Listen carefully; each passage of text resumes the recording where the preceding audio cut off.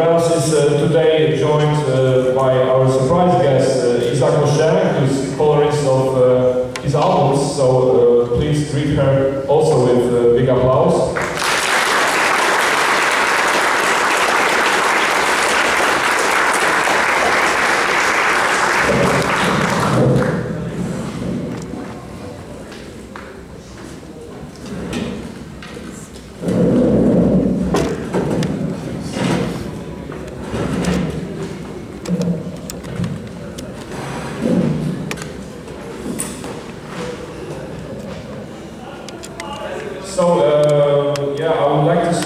With question for the beginning, is that your first visit in Poland? And how do you feel about it? Yes, it is my first visit in Poland, our first visit in Poland, and I don't know yet how I feel because we only arrived on Friday and we only spent time at the hotel here. So we have seen nothing of Poland yet, but we will do some sightseeing. And do you realize that we waited like almost or approximately 25 hours to see how Rork ends? Your first album appeared in Poland in '89, somewhere about it. There were two Rork printed and then quite a long delay. So our fans here, your fans here, really appreciate your visit now. That's well, I know I wasn't aware of that, but it had taken so long to be published there. But that's out of my hands because that's the publishers between themselves who work that out, the Belgian publisher and the Polish publisher. So, but I'm very happy that it has been published at last as a whole. So, yeah, great. Okej, troszkę się zagapiłem, zapomniałem tłumaczenia, przepraszam was wszystkich. Zapytałem, jak nasz gość czuje się z wizytą w Polsce, czy jest to pierwsza wizyta gościa w Polsce. Odpowiedział, że tak, że nie ma jakichś sprecyzowanych jakby oczekiwań i opinii, ponieważ jeszcze nie miał okazji skorzystać z właśnie nie mógł zwiedzić miasta. Zapytałem również, czy jest świadomy tego, że fani czekali na kontynuację opowieści o Rorku około 25 lat i że jakby rzeczywiście jest to określona grupa fanów, którzy śledzą twórczość autora. Powiedział, że nie jest tego świadomy. Oczywiście takie rzeczy wynikają z wydawnictw i relacji między wydawcami, dlatego nie był tego świadomy.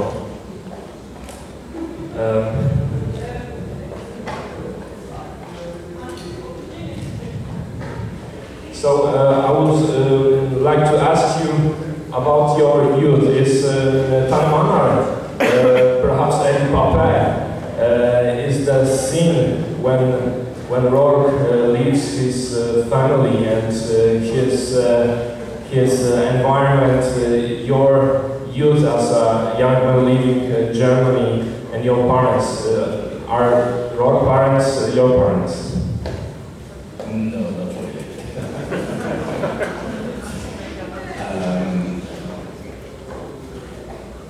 I think at the time when I did that story, I didn't identify with Rork in that way. Not yet, at least. And so I just wanted to show him as a child, and they are really his adoptive parents. So it's perhaps the feeling that you never know if your parents are your parents as a child. You just know these people and they're there and you think they are your parents, but you don't know. And for some children, it's years later they are told, no, those are your adoptive parents or something. I don't know, it was some idea like that. But no, I didn't project myself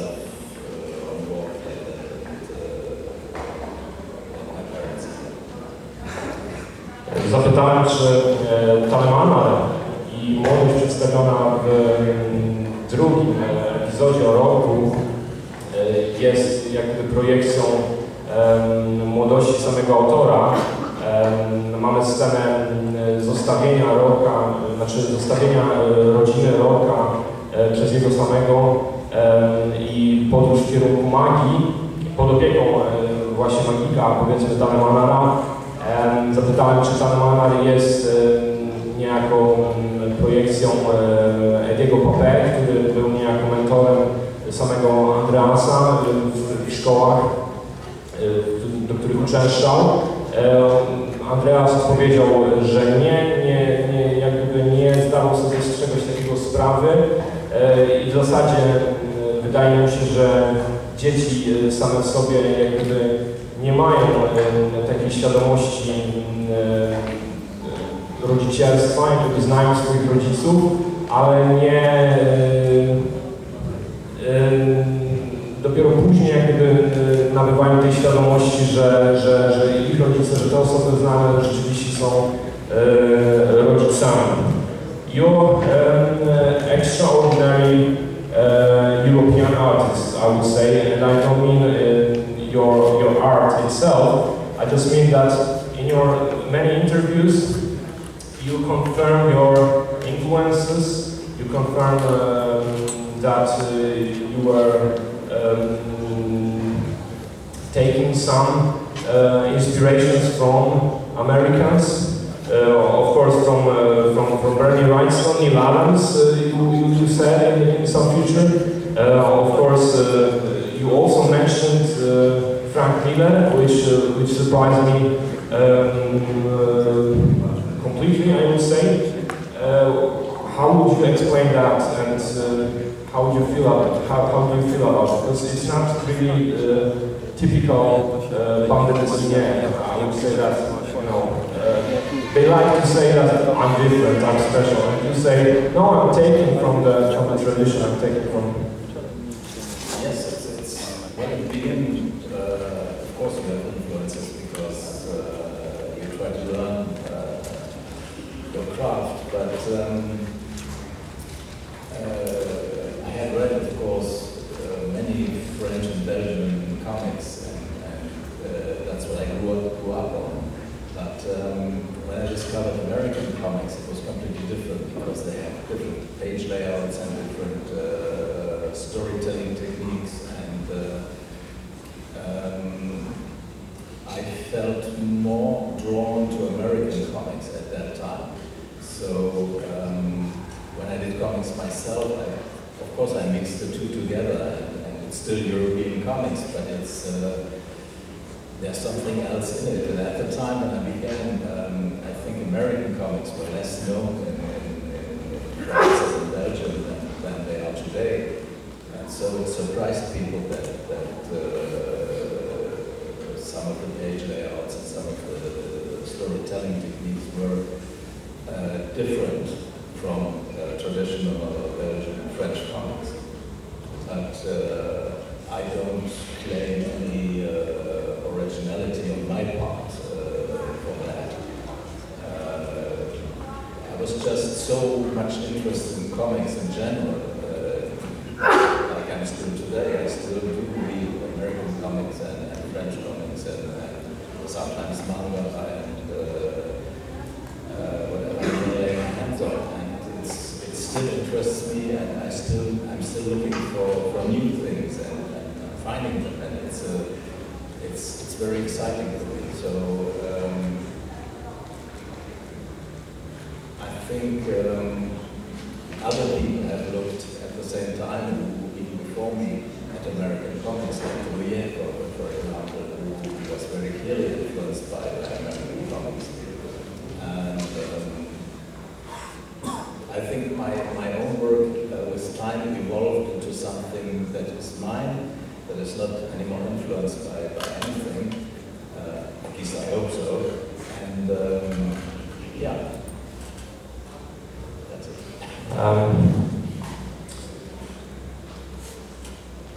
Andreas, zapytałem, czy uważa się za kogoś nadzwyczajnego jak gdyby w kulturze BD. Znamy wielkie nazwiska ze środowiska europejskiego komiksu. Ci autorzy zawsze raczej podkreślają swoją indywidualność i oryginalność. Starają się wystrzegać właśnie porównań, szczególnie do tej przeklętej Ameryki. Takie wrażenie można by było odnieść. Zapytałem, jaki jest jego stosunek właśnie do tych moich wniosków. Powiedział, że nie widzi w tym jak gdyby nic szczególnego. Interesuje się po prostu komiksami samymi w sobie. Zawsze docierał po prostu do amerykańskich, zachodnich, za oceanu opowieści. I same sobie po prostu go interesowały. Zupełnie inaczej jak gdyby twórcy projektowali swoje strony. Mówimy tutaj o kadrowaniu. To go po prostu inspirowało.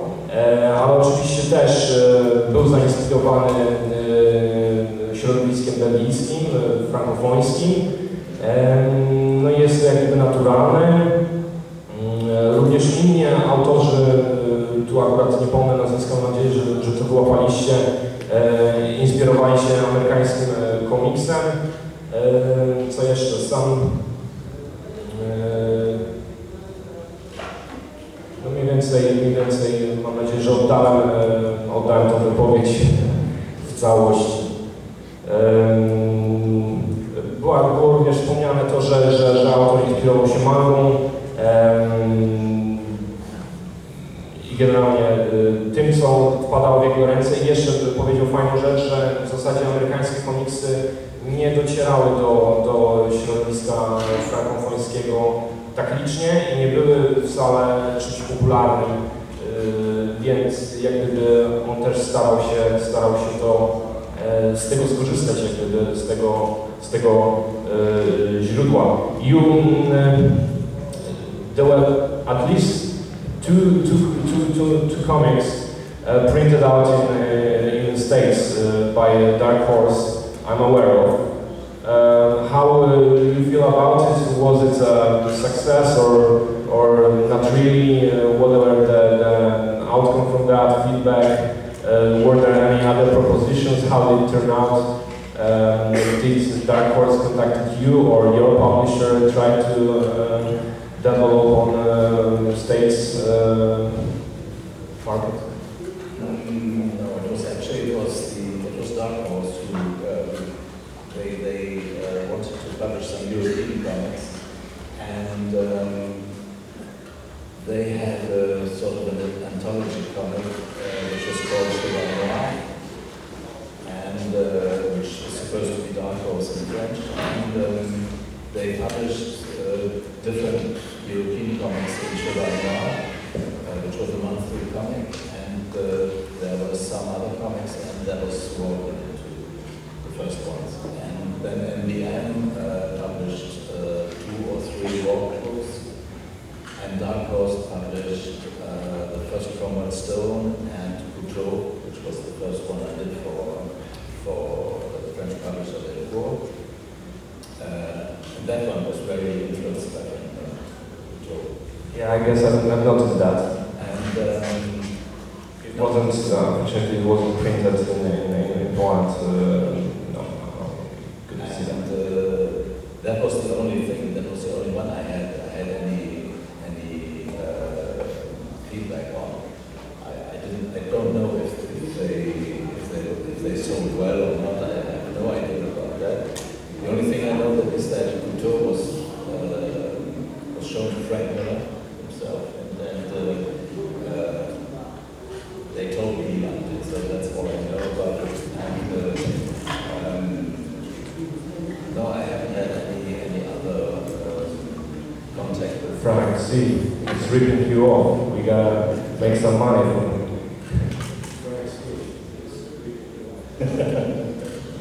I don't know if it was like that, but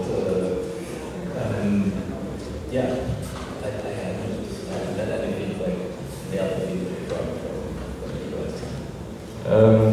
Zapytałem o wydawane w Stanach komiksy Andreasa.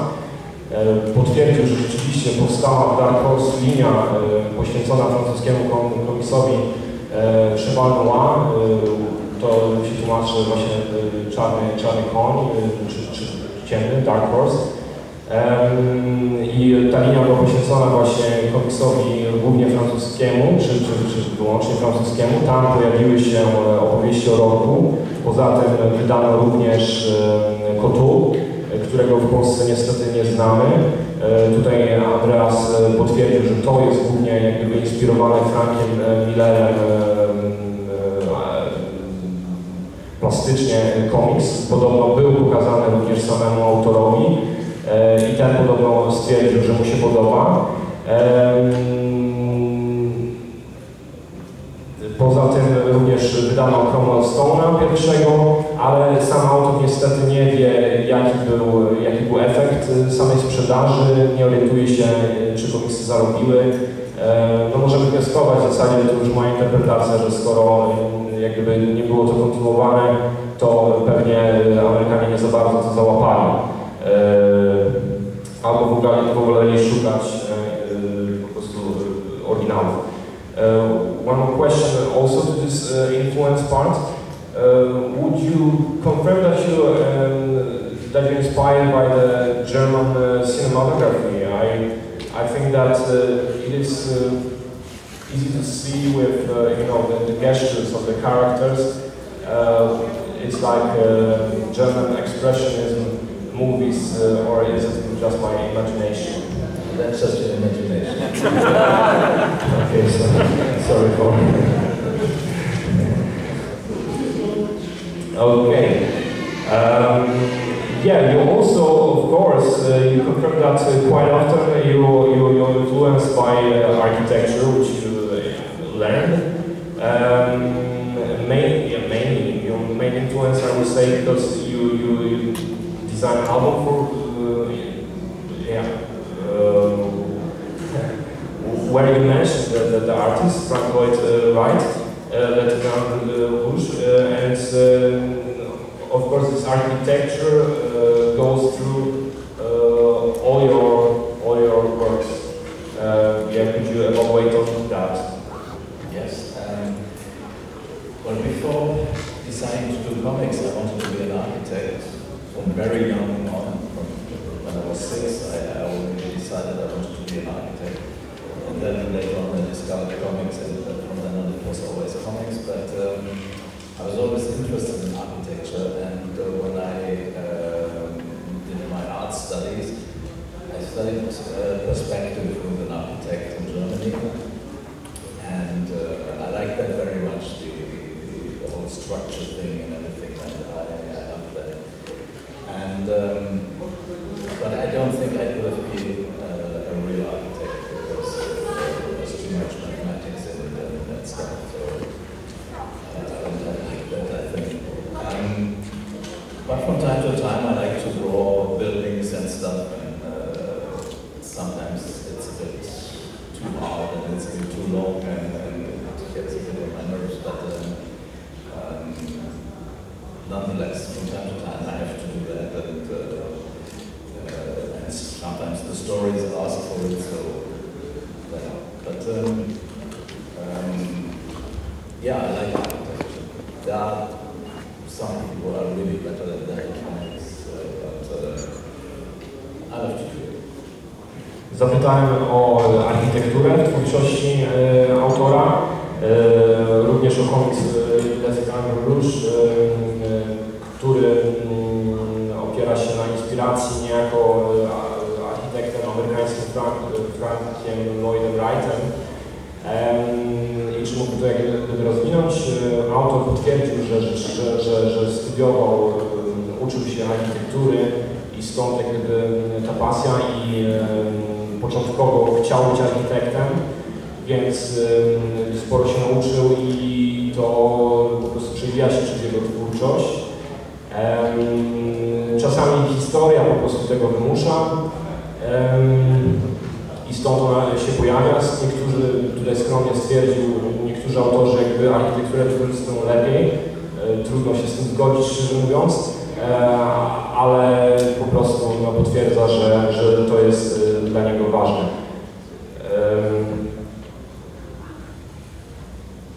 Would you also say, or again, perhaps it's my imagination, that you're in a way fascinated with Illuminati theme, or I'm also referring to the architecture, to the Freemasonry subject. When the buildings have some special additional meaning, it's not bone, it's not a place to live. They have some purpose. There are clocks. There are themselves. There are clocks, and you know, also the geography of the buildings is important, as we can see in the last Rork story. And if you understand my question. Well, it's a little bit your imagination, but not entirely. It's, I think the theme of the city is important more than the architecture itself.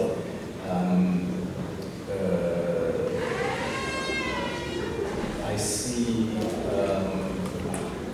in architecture there is it's difficult to explain now, there is the theme of repetition, which is the same in comics. Repetition of form, repetition of the form of the pictures, the frames and everything. And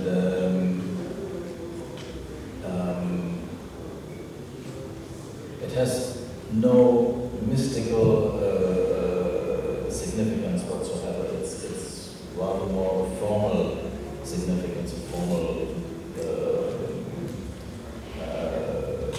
correspondence between the But still, you created a cemetery of cathedrals with this cathedral, and yeah. That was the cemetery of cathedrals was more of a challenge. I gave myself to I thought of this image, of this picture of lots of cathedrals in the middle of the jungle, and the story was created around that picture, and I wanted to use it for a long time, and then the occasion came along with the Rork story. But I had the idea for the picture a long time before that, but I didn't just want to put it somewhere in a story just to keep it in, but there had to be a story around it. So, but that again, it's quite a story with mythic and mystical elements in it, but those are, to me, those are just the story elements. They're not, I'm not a mystical kind of guy. I'm not religious. I'm not any secret organizations and stuff like that. Or so you say.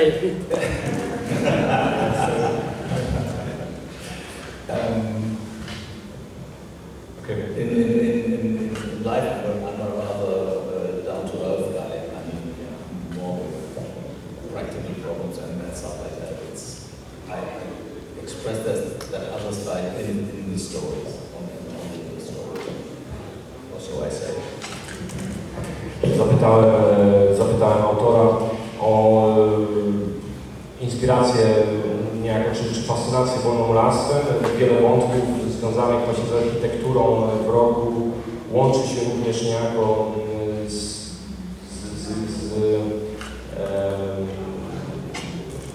powiedzmy mitologią wolnomularską i takie inspiracje są widoczne, przynajmniej dla mnie były. Na przykład cmentarzysko katedry wykorzystuje motyw budowy katedry w określonym miejscu, która ma służyć magicznym jak gdyby celom. Autor stwierdził, że nie do końca, w jakimś sensie może tak, ale nie do końca potwierdza, że jak gdyby takie wnioski można by było wysnuć, ale sam w architekturze widzi jak gdyby tą komiksowość, to, że pewne formy powtarzają się, budynki tworzone są w określonym rytmie niejako, w określonej przestrzeni, tak jak w komiksie, musi to być zachowane, pewne formy muszą być, należy pilnować pewnych form i to jakby mu się podoba i tym się inspiruje, to przejawia się w tej twórczości, ale ponownie ta architektura jest tylko, jakby służy opowiadaniu historii i nie doszukuje się w tym, stwierdził, że nie jest wolnomolarzem, czy nie jest osobą z jakichś sekretnych stowarzyszeń i w ogóle sam sobie jest raczej osobą przyziemną, która nie doszukuje się jakichś niewiarygodnych sytuacji w rzeczach, które dzieją się na Ziemi. Nie jest również osobą religijną, więc jakby historie same w sobie traktuje jego historię i to nie jest jakby jego punkt widzenia świata. In one of your interviews, about your past in school, you were referring to that your teachers had different approach that you would expect from them. They didn't teach you simple stuff, but they had some more artistic approach, and you expected to learn some simple movements like people walking out of a car, going through the street.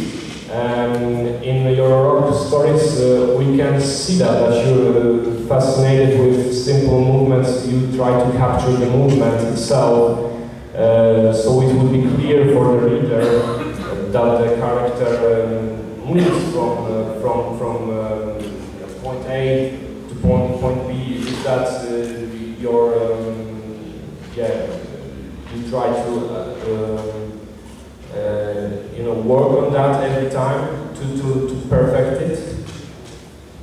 Well, yes. At the time I was in a school to learn comics, and they were a school of comics. So I was expecting to learn the basics, to learn how to tell a story and lots of stuff I partly knew but partly didn't know. So, and their approach was, well, more artistic perhaps, but they put more of an accent on creativity, and but they didn't give us the tools to express that creativity. So I think when you begin in an art school and in any school, begin to learn something, you have first to learn the basics, and they have to teach you the basics. And I learned that later on with Eddie Park. He really taught us the basics and the kind of thing you talked about, where a car stops and a guy gets out of the car, and then he goes into a building, and he comes out of the building, he gets into the car goes away. And the first difficulty is, how do you show a car that stops? It's not moving in the picture anyway. So, and then how do you show a car that starts, that goes away, and stuff like that. And a guy who gets out of a car, the difference between a guy who gets out of a car and who gets into a car, it's not that simple. And I wanted to learn all that, and again, it was very down to earth. I wanted the tools to do afterwards what I wanted with them.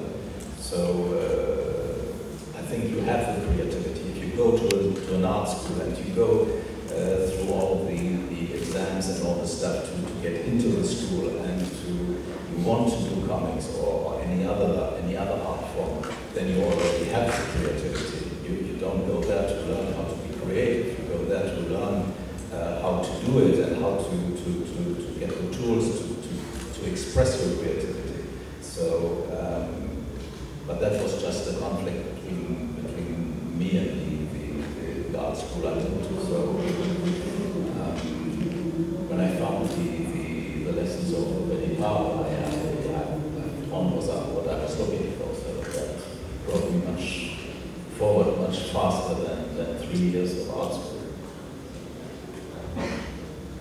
Zapytałem ponownie o szkołę w kontekście tego, jak autor konstruuje swoje kadry.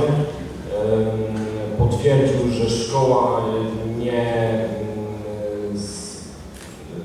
potrafiła sprostać jego oczekiwaniom.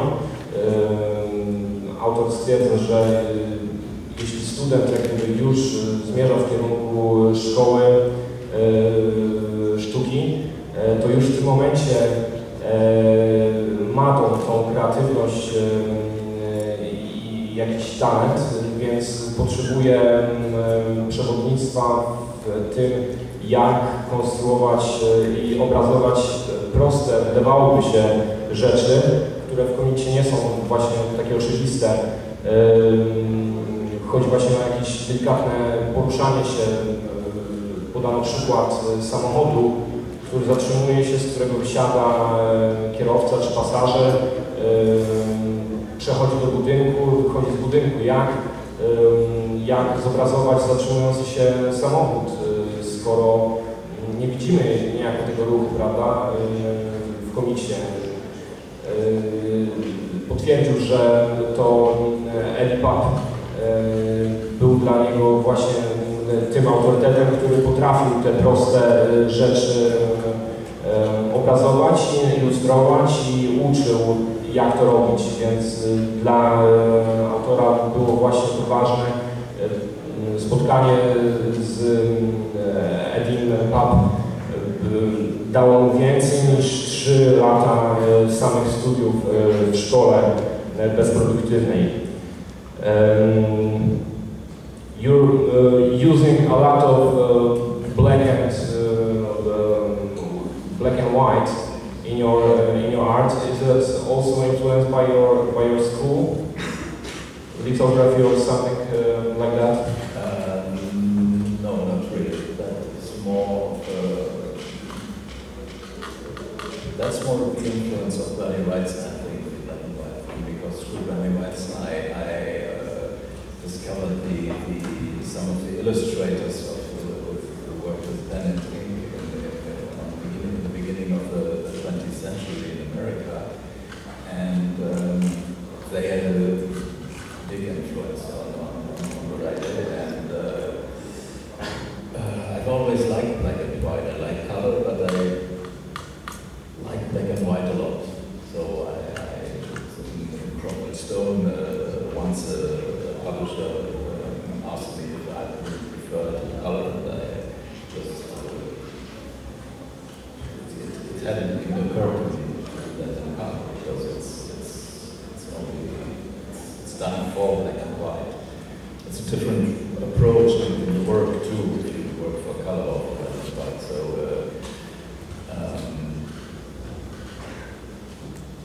yeah, I love black and white.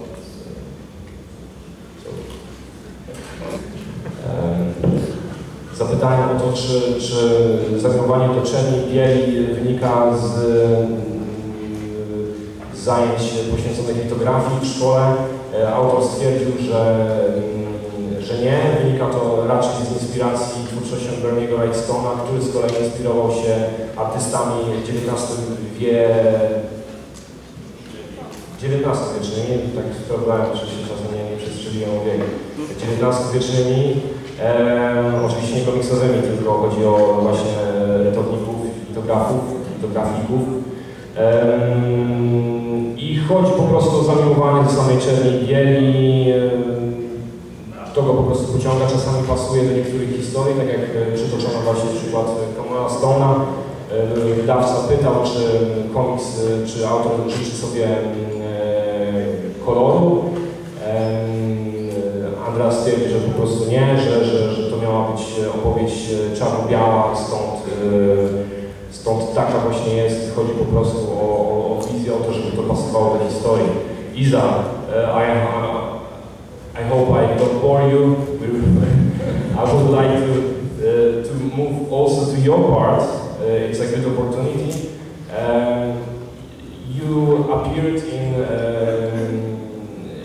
Andreas' work at some point. Sorry, I can't say what year exactly you joined him, how it worked out, and wasn't Andreas at first like frustrated that other artist influences his art with your, in this example, vision?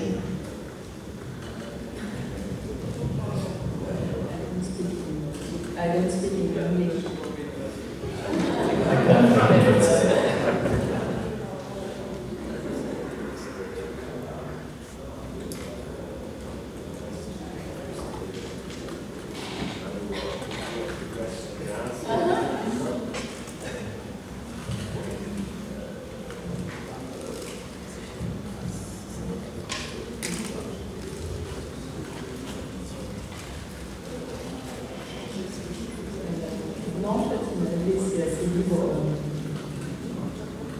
Justement de mettre la patte sur son travail, j'ai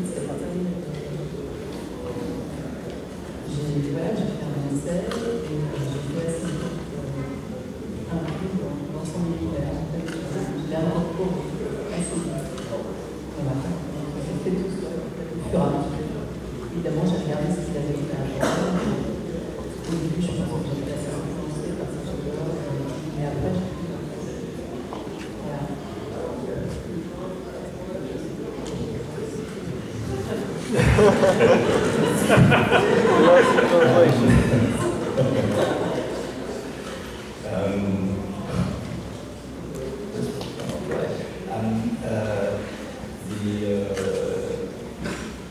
Actually, she did some, when I called her and asked her to do the colors for Capricorn, she did 2 pages, 2 tryout pages, and then we agreed to work together.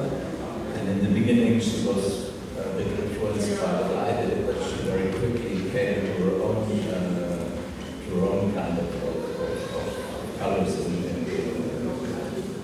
Capricorn. And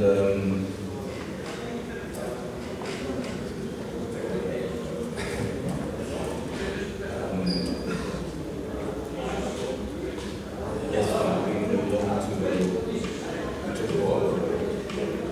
And she quickly adapted herself to my universe, and later on I adapted a bit to hers. And yes, she feels that she's very free to do what she wants, and I told her from the beginning to do what you want. You read the story, and then you know what to do. It's very natural, and I rarely give her any indications of what to do, or if it's day or night or stuff like that, or if something has to be a particular color, some object or something. But she always does what she wants, and I'm quite often surprised by what I get back. And I know that lots of things I would have done in a different way, but I'm very happy with what she does, because she can express herself, her way of seeing things inside my work, and I think that's a happy conjunction.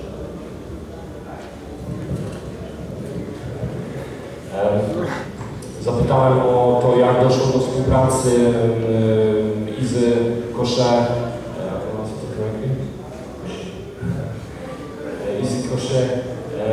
z Andreasem. Czy były jakieś niejako spięcia na tej płaszczyźnie 2 artystów współtworzących? Powiedziała, że szybko jakby nauczyli się współpracować. Andreas dodawał, że na początku Iza mocno jakby inspirowała się tym, co Andreas sam robił wcześniej, ale również szybko w Koziorożcu uzyskała swoją wolność i swój własny język artystyczny, i myślę, że to widać właśnie w tej twórczości, jak ona ewoluuje. I Andreas stwierdził, że jest często zaskoczony tym, jak tworzy Iza i to, co ukazuje się jego oczom. Stwierdził, że, czy oboje stwierdzili, że scenarzysta nie stara się wpływać na twórczość Izy, tylko daje tą wolność, tą swobodę, żeby wyniknęły z tego jak najlepsze efekty artystyczne. No i właśnie Iza świetnie się to komponuje i tworzą fajny zespół. Jeszcze dodam, na początku puknąłem, to była również informacja o tym, że na początku Andreas przekazał kilka plansz, zdaje się dwie plansze i miał próbować jak się czuje w tej roli i właśnie po tym szybko to załapało no i widzimy to co widzimy, że się tak wyrażę. Are you using, this is a question for you, I guess, are you using multimedia in your work, also some digital tools? En page sur le numérique. Sinon, c'est accompagné de watch.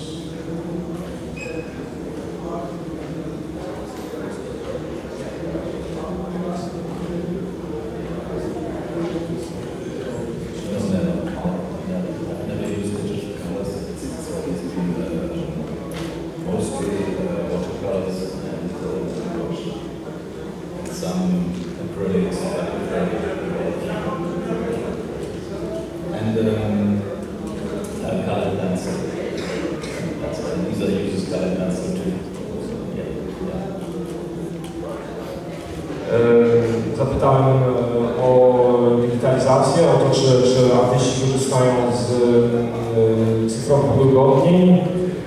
No tutaj odpowiedź jest jak gdyby zaprzeczająca w obu przypadkach.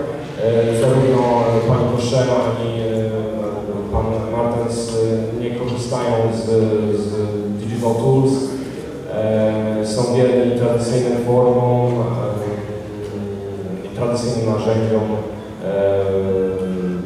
także jakby wystrzegają się tym modernizacji, powiedzmy. And how you see the industry today, bande dessinée, bande dessinée,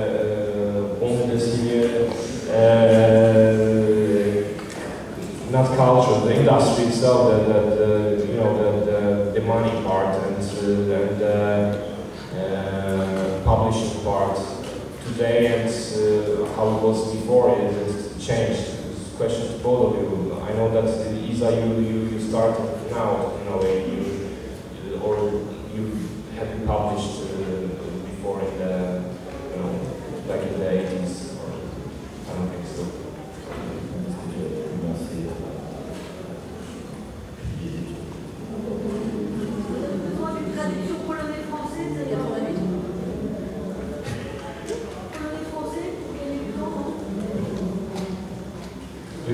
No, I guess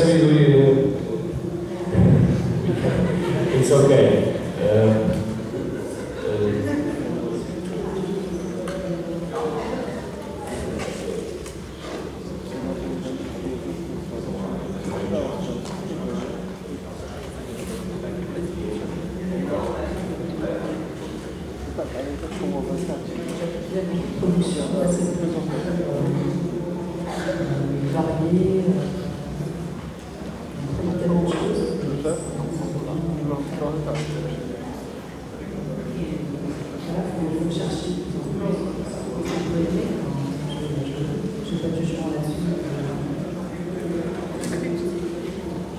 Zapytałem o to, jak oceniają oboje artyści przemysł komiksowy, porównując z latami 80. i z obecnymi czasami, czy widzą różnicę. I potwierdziła, że jakby jest o wiele więcej jakby produkcji komiksowych dzisiaj. Is it better now for artists or worse? And, it's easier for new artists or worse? Have you done that? And with many creations come with bigger value, or it's not really. C'est un peu pire pour les artistes en ce moment parce que c'est assez difficile noyer dans la masse. C'est assez difficile de sortir de la vie. Okay. There are more and more comics today, and I can talk about the French and Belgian market. There are more and more comics. The production has really doubled and tripled over the years, and some years ago they published 800 books a year. Today it's 5,000, which includes the American comics and the manga today. And but the public hasn't really grown. It has grown a little bit, but the audience is still more or less the same. So more people have to divide the same. More people have to share the same cake in some way. So sales go down individually, but globally they go up because there's more and more productions, more and more books, and so the possibilities, the technical possibilities in comics, in printing and in the formats and everything, that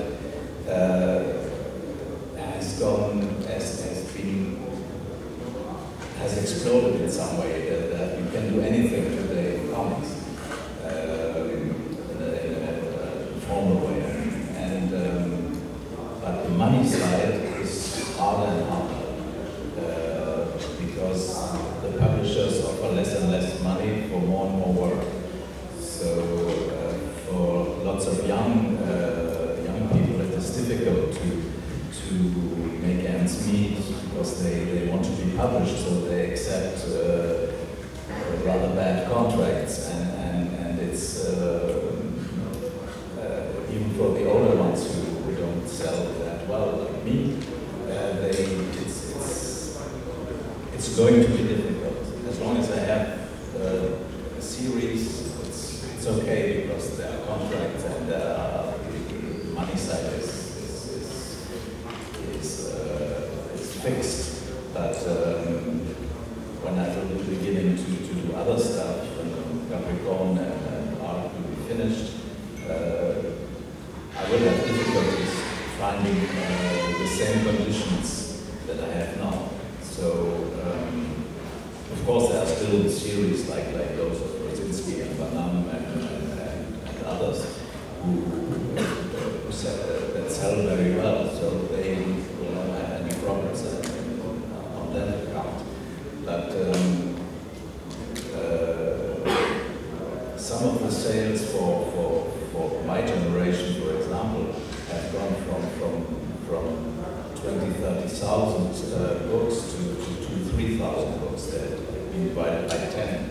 So of course the publishers won't pay the same amount of an advance, for example, to those authors. So it's getting more difficult. Or you have to diversify. You have to go into games or into cinema, into illustration or something like that.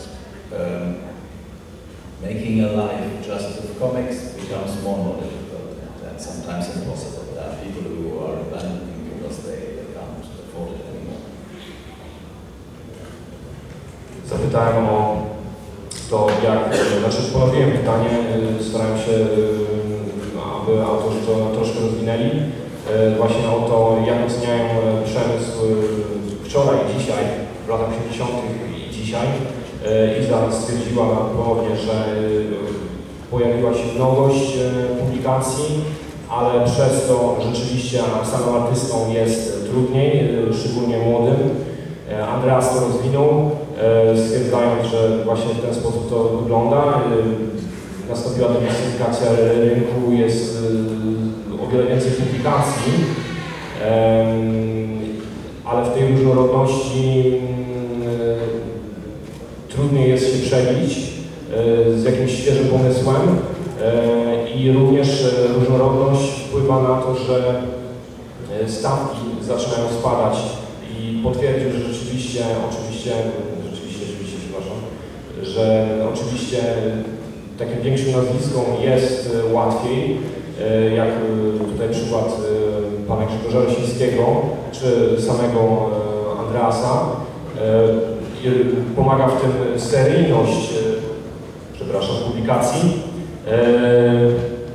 bo wiąże się ona z umową, ale same stawki również maleją.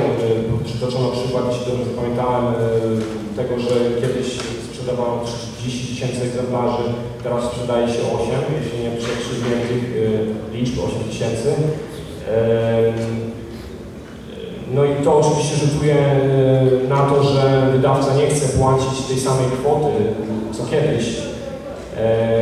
Jednym rozwiązaniem jest tutaj również niejako przekwalifikowywanie się, sięganie w kierunku gier, w kierunku ilustracji, w kierunku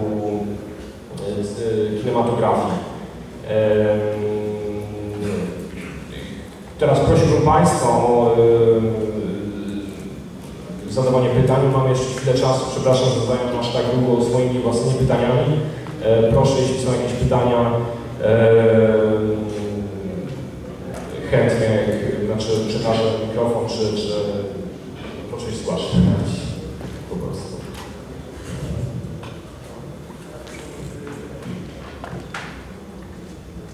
Hi, I have a question about working on an album. How does your typical work on a single album look like? Are there some things that you enjoy doing or are there some things that you don't like, for example, and you postpone them until the very end, or you have a habit of working in the morning, in the day, in the nights perhaps? Well, typically I work in the day. I have very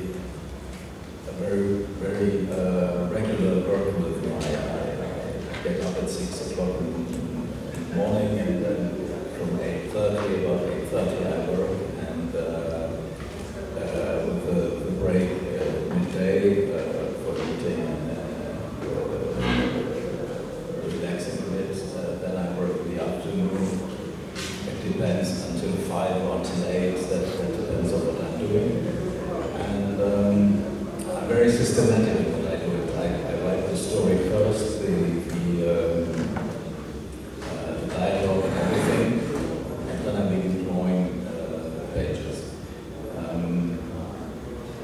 The part I like most is between writing and drawing. It's the storytelling, the actual storytelling, the page layouts and all that.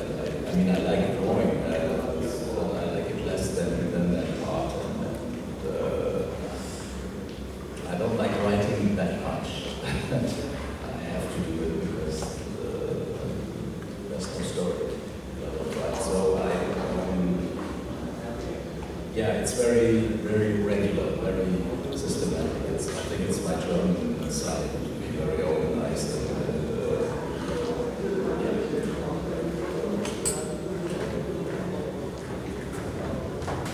Pytanie tutaj pana brzmiało, czy artysta pracuje w jakiejś określonej, sprecyzowanej formie czasowej, na przykład w ciągu dnia czy w ciągu nocy. Autor odpowiedział, że nie jest to związane z jakąś porą dnia, ale raczej stara się pracować regularnie w określonych ramach czasowych, dnia roboczego powiedzmy, i że najbardziej lubi moment między pisaniem a rysowaniem. Nie lubi tej części, understood correct, you don't like the part of writing, you prefer drawing? Że artysta woli raczej samo rysowanie, ale potrzebuje historii, więc no to oczywiście wynika, jedno wynika z drugiego, ale ta część sprawia mu największą przyjemność. Jeszcze jakieś pytania? Proszę śmiało. Bo ja będę Państwa nudził. Proszę. Ja mam pytanie, czy gdyby widzimy właśnie wersję Batmana, Andreasa, czy gdyby DC Comics zwróciło się do niego z propozycją, czy zgodziłby się narysować jakiś one-shot z Batmanem, coś specjalnego? We just accidentally saw an image of Batman that you drew in in your past. Also the Joker image. The question was if you would receive such proposition from the publisher, would you draw a Batman story? Not anymore. 20 years ago I would have loved it, but today not anymore, no. I mean, I'm still a Batman fan, but I wouldn't like to do a Batman story, no. It's too far away now. It's like the fascination with working for the United States has gone. I mean, I can do whatever I want in Europe, and I'm not that much into superheroes, so Batman isn't really a superhero, that's why I like him, but no. Pytanie brzmiało, czy gdyby miał możliwość autor jakąś propozycję z wydawnictwa związanego z Batmanem, no, DC Comics, czy narysowałby komiks o Batmanie? Artysta stwierdził, że 20 lat temu rzeczywiście tak, że 20 lat temu rzeczywiście tak, ale dzisiaj jest to już zupełnie odległe od jego obecnej twórczości, fascynacja komiksami o superbohaterach, przy czym Batman niejako takowy nie jest do końca, już niejako minęła, nadal śledzi rynek amerykański, ale po prostu jako odbiorca nie chciałby takiej historii prowadzić. You said that you follow the American industry, American comics. Have you read lately some comic that captured your eye, that story that captured your Batman, or anything else from the States environment? No, not really. The last comic that I found really interesting from let's say, from the English language was a British one, which was Now of Brown. Now of Brown. It's by Glenn Dillon, who is the brother of I think Steve Dillon, that's the preacher stories. And he's a very good artist, Glenn Dillon, and the story is really great. I mean, it's not superheroes. It's just a story about a girl who has a disease, but it's a very good story, and it's very you can really get into it, and the art is just mind-blowing. It's all simply drawn, and he really knows how to draw. I mean, he's great. That was the last thing that really, let's say, blew my mind. But I still like superhero comics like X-Men and stuff like that, but it's more for entertainment than for yes, Brian Michael Bendis and people like at the moment, I think is the best artist around for the moment. And yeah. Zapytałem przy okazji tego tematu, czy ostatnio autor czytał jakiś komiks angielskojęzyczny, czy amerykański, który przykuł jego uwagę artystycznie albo pod względem historii. Stwierdził, że niekoniecznie, nie za bardzo, aczkolwiek przypomina mu się jedna historia.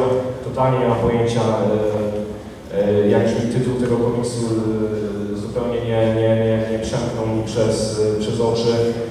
Opowieść rysowana przez brata Neil Dillon, zdaje się, Glenn Dillon, sorry. Świetnie zilustrowana, jak tutaj autor stwierdza, która właśnie przykuła jego uwagę, Blue Author's Mind, pod względem artystycznym, że autor rzeczywiście świetnie rysuje. Będziemy już kończyć. Maybe the last question, is there anybody from the public here? Mówię po polsku, poproszę o przetłumaczenie. Chciałem zapytać, czy były naciski ze strony wydawców w obliczu mających nakładów, żeby zmienić styl, ponieważ z biegiem lat ten styl był coraz bardziej wyrafinowany, posługiwanie się językiem komiksu było coraz trudniejsze. Czy były naciski, żeby styl uprościć, zbliżyć do komiksów, na przykład Vansa czy Grzegorza Rosińskiego? The question is, your art, of course, isn't really simple, and it needs some focus from the reader. And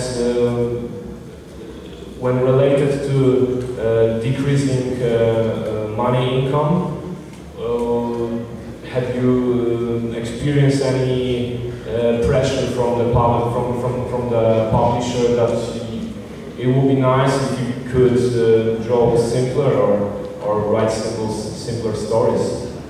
No, I haven't had any pressure. I think that where I am concerned for the publishers, they accept my work as it is. They don't completely understand it, I think, but it has sort of a, I don't know, sort of a cultural value or something for them. I don't know. I really don't know why. They let me do what I want, and they even encourage me to do whatever I want. So even if it doesn't sell that well, so it's and the reader, my readers, which are not that many, but which are very very faithful. They stay with me all the time. I think they expect from me that I do the work the way I do it, and that it stays complicated, and they like to look for stuff inside it and so on. And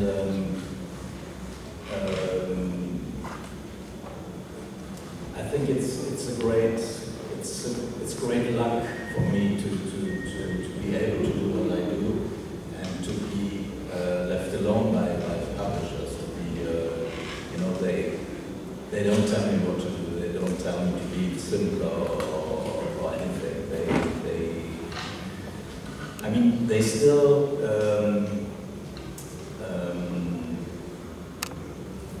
there's still some things I want to do, and they don't. You know, I make one or the other project, and I give it to them, and they say no. That still happens, and that's very sane for me, because it means to me that, well, I'm not perfect, and that's a great thing to be told.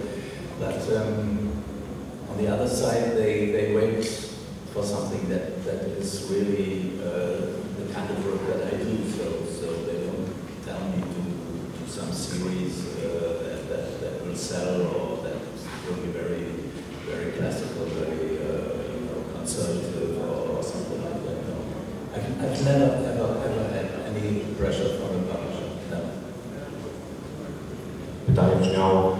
czy w związku z spadającą właśnie sprzedażą komiksów, czy wydawca kiedykolwiek naciskał na autora po to, aby jego prace były prostsze.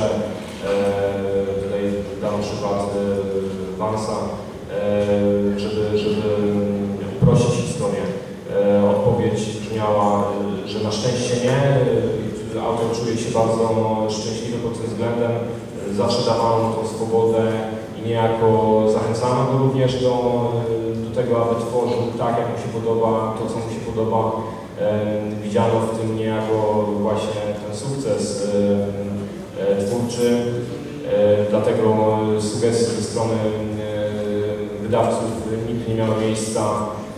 Nie chciano ingerować w to, co robi autor. Rzeczywiście zdarza się czasami od czasu do czasu, że jakiś projekt artysty zostaje odrzucony przez wydawcę, ale niejako w zasadzie samego autora to wzbogaca. O takie doświadczenia wzbogacają samego autora, pokazują mu, że nie jest idealny, że ma jeszcze jakąś pracę do wykonania, tak, że nie wszystko przychodzi mu łatwo, bezproblemowo. One last question, just to end the meeting. What would your advice be to the growing artists, to the drawers, to the screenwriters, from your personally, to advantage or disadvantage, I mean, to encourage or disencourage the artists? I guess it's a question for both of you.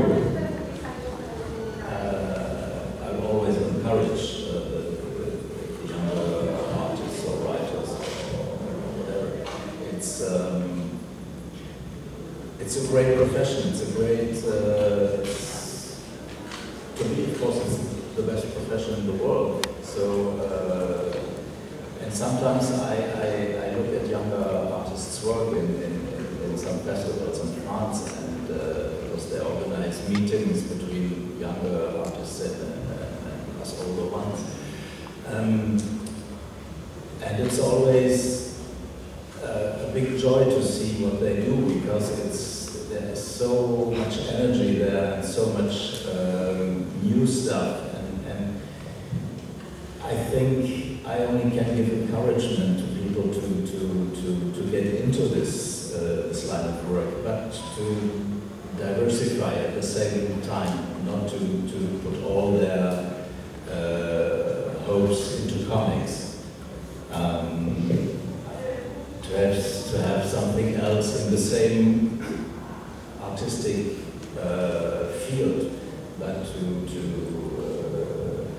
so they can earn a living with it. But yes, I would always encourage, even in this climate today, in the economical climate of today, because that will change.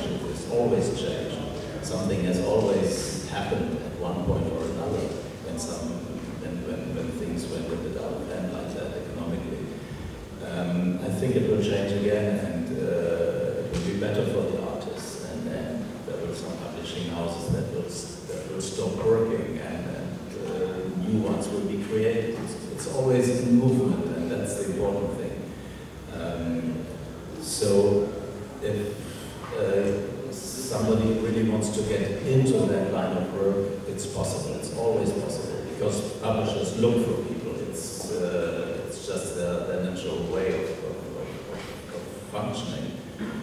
And if you're really passionate about what you do, then you will succeed. It may take a long time, but if you stay with it, it will work.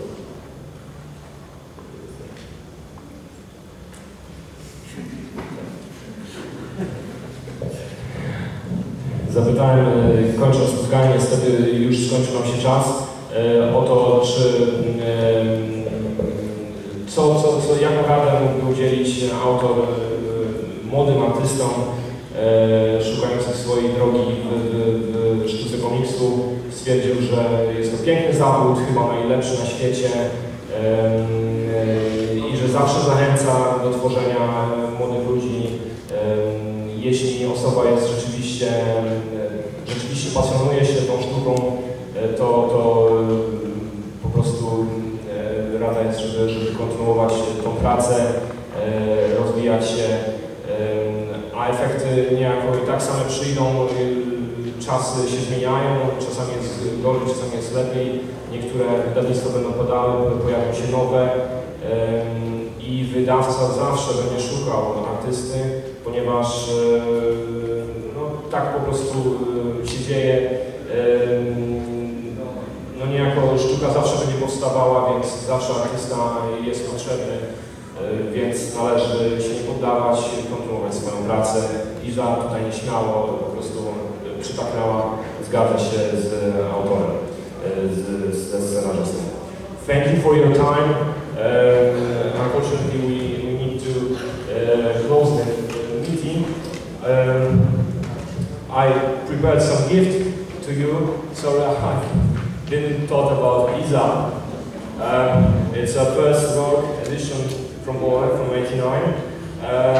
It's not really fortune, I would say, but I hope it's a nice souvenir from Poland. And really, this is a gift from fans to you, because for us in Poland, it was a really great thing and a big impact on the artist, on the comics enthusiasts. So yeah, thanks for your coming, thanks for your